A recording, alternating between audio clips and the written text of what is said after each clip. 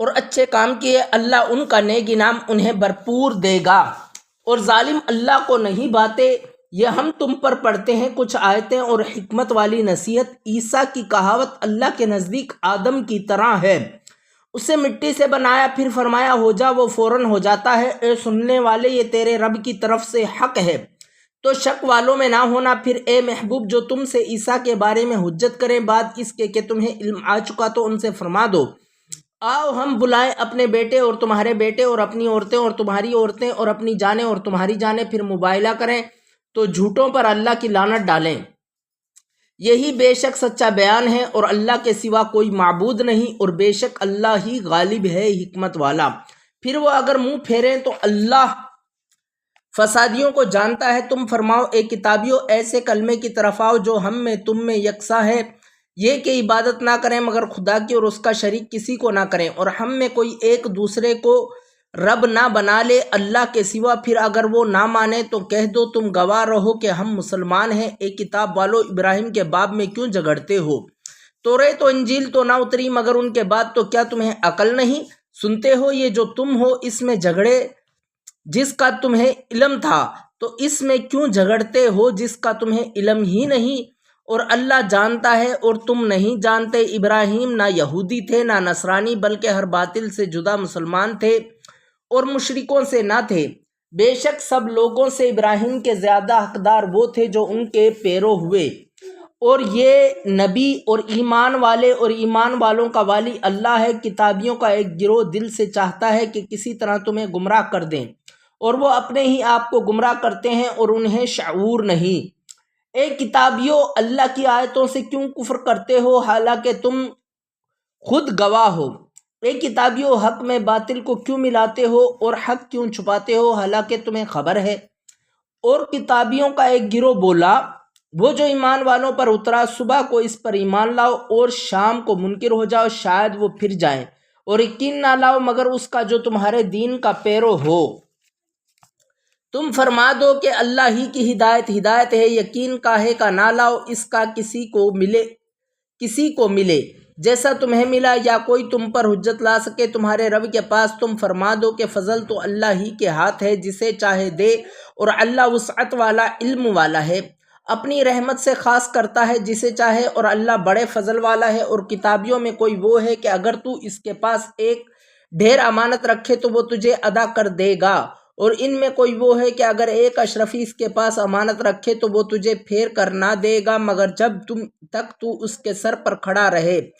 یہ اس لیے کہ وہ کہتے ہیں کہ ان پڑھوں کے معاملے میں ہم پر کوئی مواخذہ نہیں، اور اللہ پر جان بوجھ کر جھوٹ باندھتے ہیں۔ ہاں کیوں نہیں، جس نے اپنا عہد پورا کیا اور پرہیزگاری کی، اور بے شک پرہیزگار اللہ کو خوش آتے ہیں۔ جو اللہ کے عہد اور اپنی قسموں کے بدلے ذلیل دام لیتے ہیں، آخرت میں ان کا کچھ حصہ نہیں، اور اللہ نہ ان سے بات کرے نہ ان کی طرف نظر فرمائے قیامت کے دن، اور نہ انہیں پاک کرے، اور ان کے لیے دردناک عذاب ہے۔ اور ان میں کچھ وہ ہیں جو زبان پھیر کر کتاب میں میل ملاوٹ کرتے ہیں کہ تم سمجھو یہ بھی کتاب میں ہے اور وہ کتاب میں نہیں، اور وہ کہتے ہیں یہ اللہ کے پاس سے ہے اور وہ اللہ کے پاس سے نہیں، اور اللہ پر دیدہ و دانستہ جھوٹ باندھتے ہیں۔